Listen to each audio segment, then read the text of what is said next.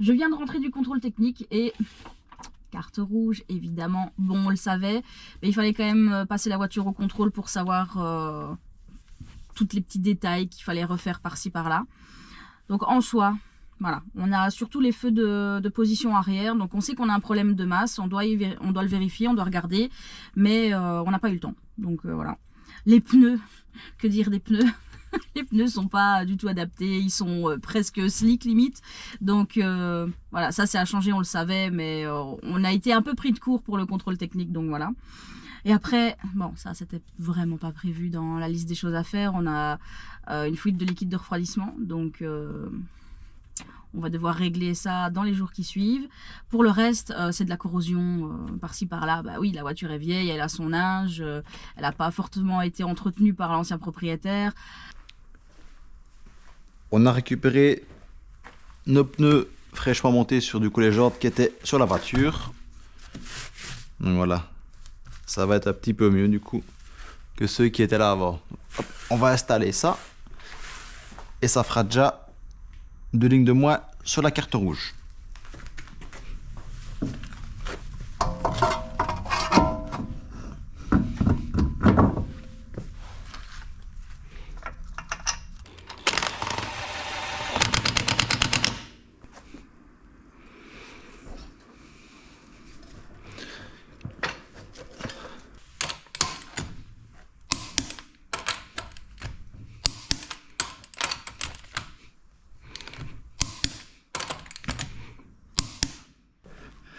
Les roues sont montées.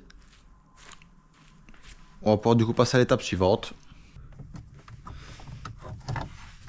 Donc, on va déjà commencer par checker du coup les fusibles pour le feu anti-brouillard.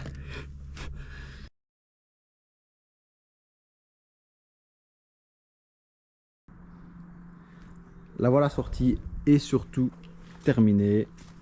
J'ai fait toutes les lignes rouges du contrôle technique. Donc les pneus qui ont été montés du coup sur jantes.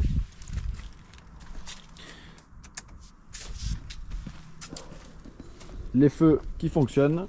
Donc on avait un fil ici, l'alimentation qui était à la masse directement, ça faisait un court-circuit, ce qui faisait sauter le fusible.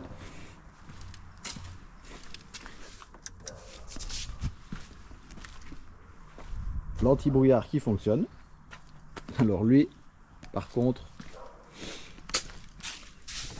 le bouton ici de l'anti-brouillard et le bouton ici du dégivrage arrière, en fait ce sont les deux mêmes, ils vont au même emplacement, donc ils peuvent se changer de côté.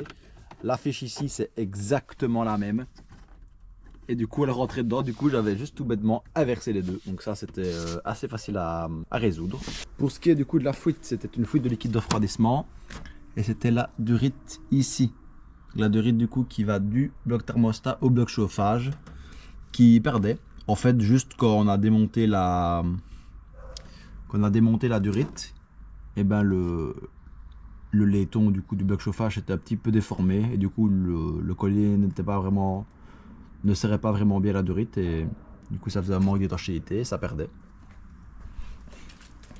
Donc voilà. Il n'y a plus qu'à régler les phares demain pour le contrôle technique, et elle sera prête à repasser. Du coup, on croise les doigts pour la carte verte. Donc j'ai trouvé normalement pourquoi le tout ouvrant ne s'ouvre pas. C'était un des problèmes qu'on a vu dès l'achat du véhicule en fait.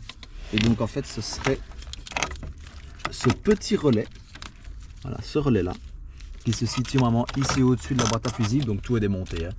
Donc ça se trouvait ici au-dessus. Et en fait ce relais là n'alimente pas du coup le bouton. Et du coup le bouton ne fonctionne tout simplement pas. L'autre relais est bon, les fusibles sont bons, le moteur est bon, tout a été testé. Donc il me reste à remplacer ce relais, à voir le nouveau propriétaire du coup quoi ce qu'il voudra le faire. Et surtout, ça j'aimerais bien bouger parce que moi ça me rend malade de voir ça dans une bagnole. Donc ça va être supprimé, on va ressouder les fils bien proprement, faire quelque chose de propre. Donc voilà. Vu que du coup j'ai trouvé la panne à ce niveau là, on va pouvoir remonter toute la partie plafonnier remonter les montants, remonter le rétro central, les pare-soleil d'origine. Et puis leur mettre un petit coup de propre pour demain le contrôle technique. Et on la repassera. On passe maintenant au remontage de toute la partie supérieure du véhicule.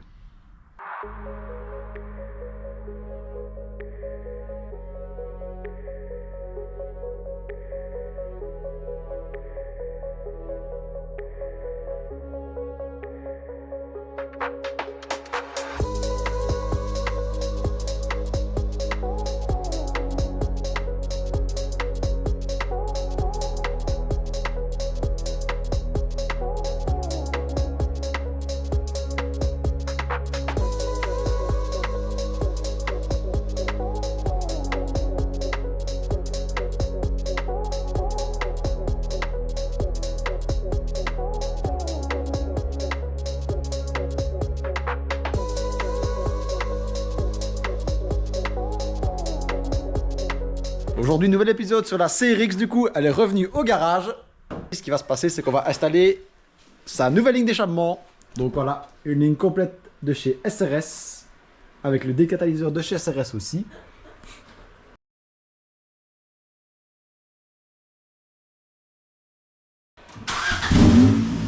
Bon là, il y a un petit trou sur la droite, hein, donc c'est normal qu'elle fasse un peu plus de bruit que prévu.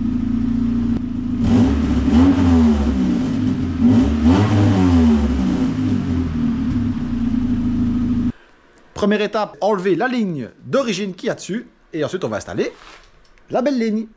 La première chose à démonter, du coup, c'est l'échappement ici à la fin. Donc, il est composé d'un cylindre bloc ici, un cylindre bloc ici, et du coup, les deux vis de 14. Donc voilà. On va commencer par démonter ça. Et ensuite, on va démonter le reste de la ligne. Et puis, on va réinstaller la nouvelle. La deuxième partie, elle tient avec là. Deux cylindres bloqués ici et juste deux vis ici qui tiennent au connecteur.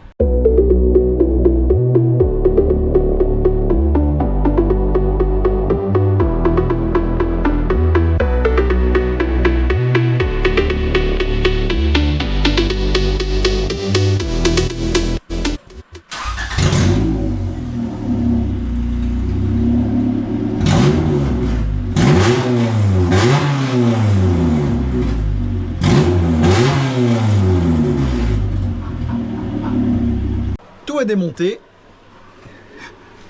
Voilà.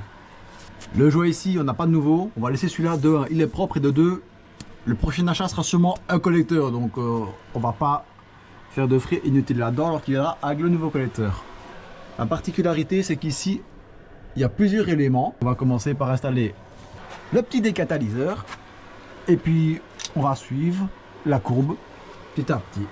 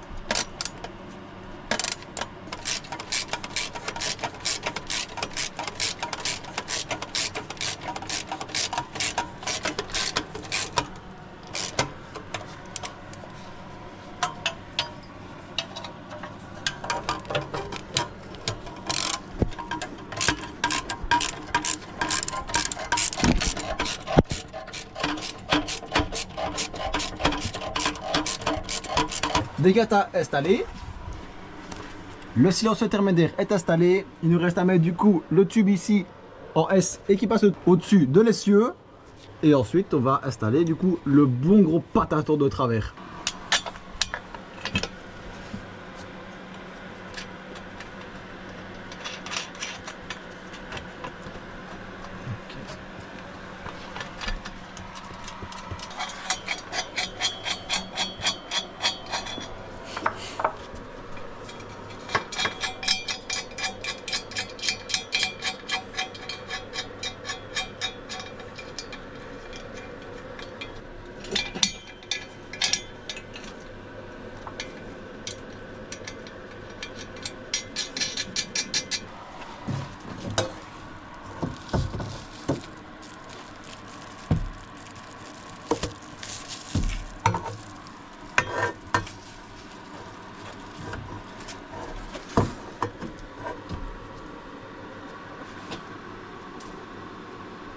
fait, il faudra sur un bloc ici.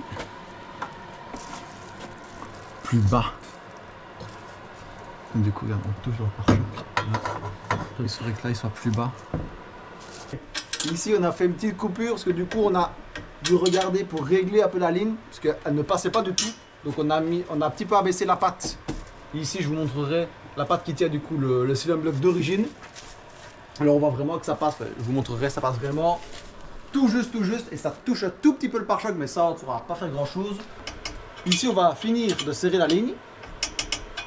On va régler du coup le décatalyseur, ce que du coup nous permet de pivoter, de jouer encore un peu de la ligne. Donc une fois que tout sera en place, on va serrer le décata et ce sera bon. La ligne est totalement installée. Du coup on va faire un premier démarrage ici avec la chicane pour déjà écouter le bruit avec chicane, et puis on fera un démarrage sans chicane pour voir la différence de bruit, quel bruit on préfère et quel bruit du coup on garde, sûrement sans chicane.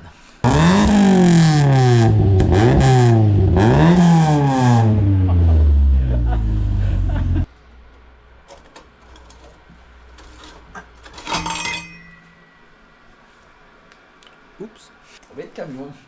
On va écouter ça dès maintenant.